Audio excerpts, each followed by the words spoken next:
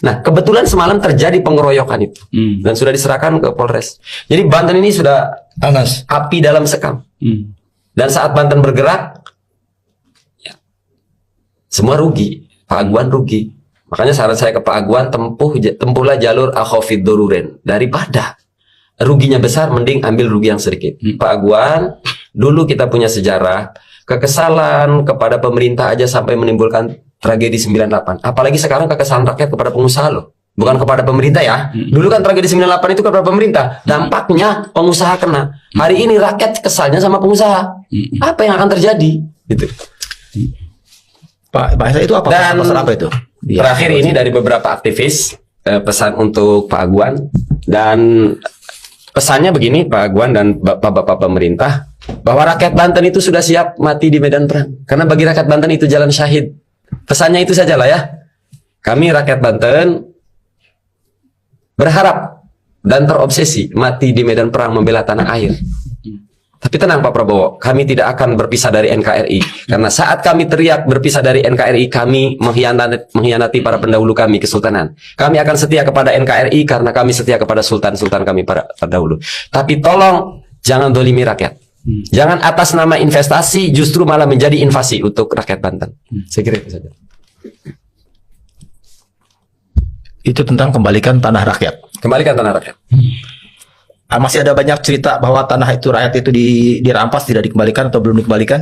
Banyak. Itu bisa 2 hari 2 malam itu kalau nyata. Sesi ke-10.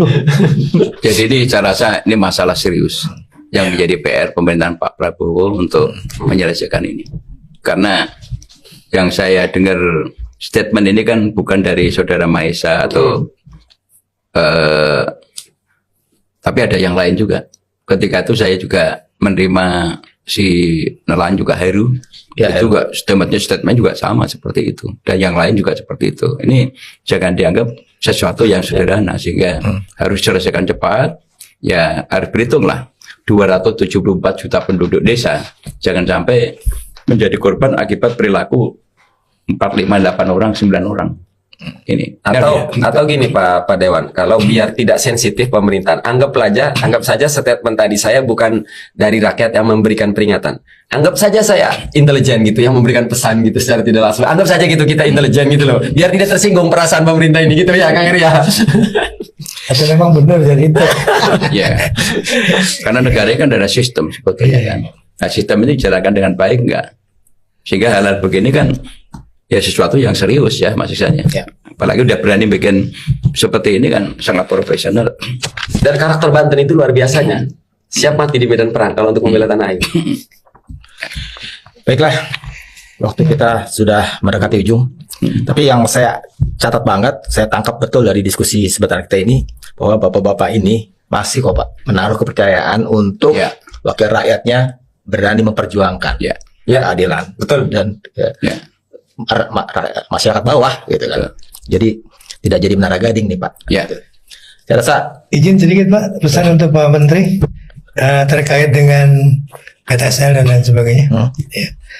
Jadi kepada yang terhormat Pak Menteri ATR BPN, ya, saya minta tolonglah dievaluasi kinerja di perkantoran ATR BPN dari tingkat kata sampai kanwil, ya.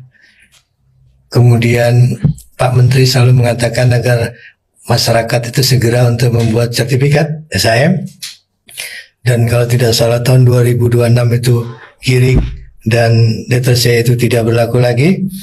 Ini perlu dikaji secara mendalam Pak Menteri. Kenapa?